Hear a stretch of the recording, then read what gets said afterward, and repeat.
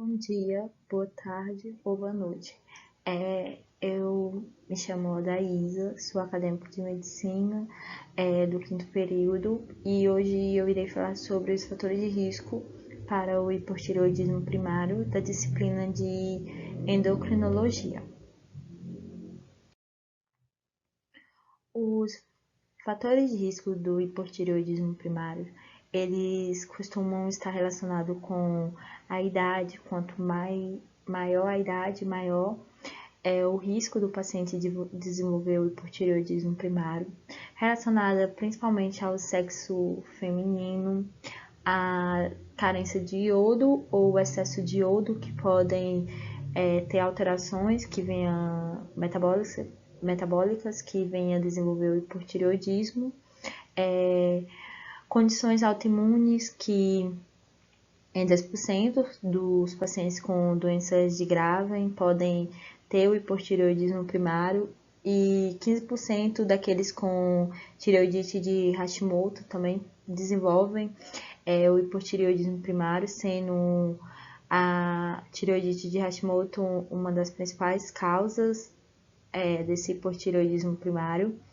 O tabagismo eu coloquei aqui como um fator de risco, mas ele não é bem como um fator de risco. Ele diminui o risco desse hipotireoidismo primário, mas nenhum médico irá indicar, para o paciente vir a fumar para diminuir o hipotireoidismo, porque o tabaco causa outras complicações no organismo.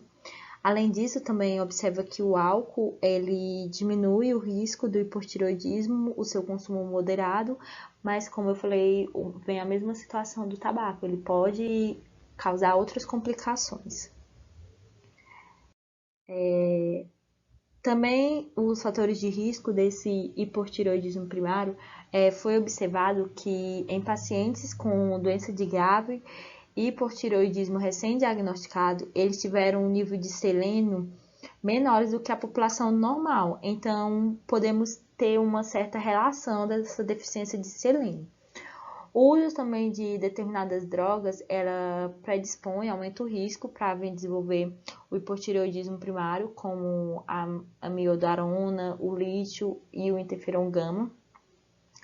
E também algumas condições sindrômicas. Observa-se que em pacientes com síndrome de Down, 25% deles desenvolvem tireoidiopatias, e a mais comum nesses pacientes é o hipotireoidismo primário. Também pacientes com síndrome de Towner, eles têm 13% deles têm um hipotireoidismo. Então, essas condições sindrômicas, elas são um fator de risco para desenvolver o hipotireoidismo. Dessa forma, foi observado que há uma necessidade de um rastreamento, tipo, observar esses pacientes com esses fatores de risco e essas características. Então, deve-se analisar em pacientes com bócio, também observar pacientes que têm um tratamento de tireotoxicose, que ele tem um aumento, da taxa hormonal, e como ele faz uso do medicamento para baixar, ele pode vir a baixar demais. Então, deve ser rastreado, observado, para evitar esse hipotireoidismo. Doenças autoimunes, como já foi dito anteriormente, deve sempre estar observando pacientes que têm, para poder ver e que se ele pode vir a desenvolver. Os que fazem uso de medicamentos, daquelas drogas citadas anteriormente, como a amiodarona, o lítio. Também pacientes com síndrome de Down e de Towler, devido ao grande risco de desenvolver, que tem também predisposição a doenças autoimunes.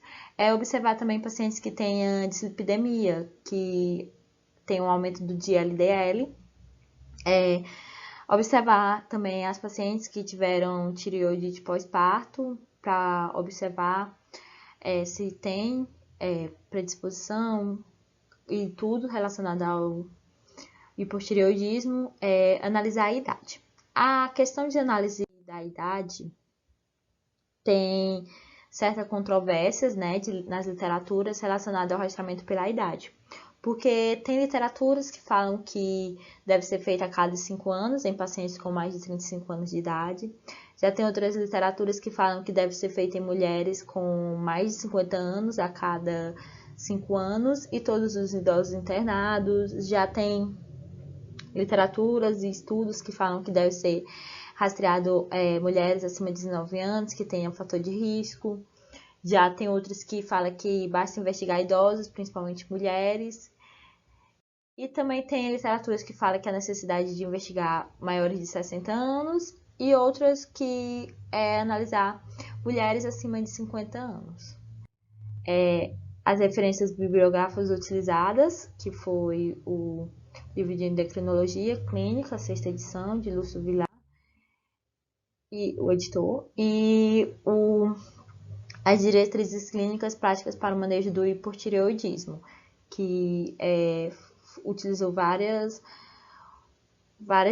diretrizes foram observadas. Obrigada.